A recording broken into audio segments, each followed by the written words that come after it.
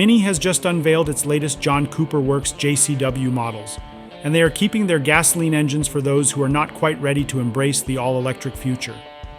These new 3-door hatchback and convertible versions stay true to the JCW's performance roots, packing a turbocharged 2-liter gasoline engine, though with a few updates. The big news here is that the B48 engine now produces an impressive 280 pound-feet of torque, which marks a solid increase of 44 pound-feet compared to the previous models. However, the power output remains unchanged at 228 horsepower, all of which is directed to the front wheels. That might be a little disappointing for those hoping for more horsepower, but the increase in torque should keep driving enthusiasts happy. Unfortunately, with this new generation, the manual transmission is gone for good.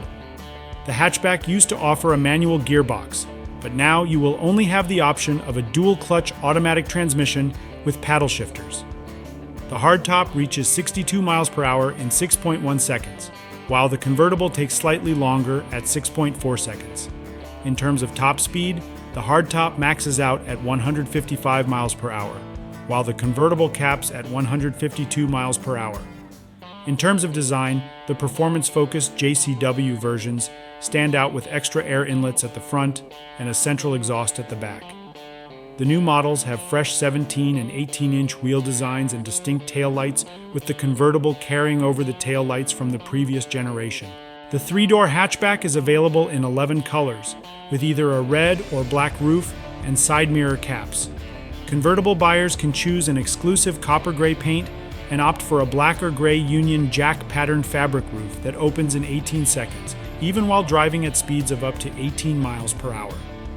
With a starting price of $39,195 for the hardtop and $44,695 for the convertible, these could be the last combustion engine JCW models, as Mini plans to go fully electric by the end of this decade.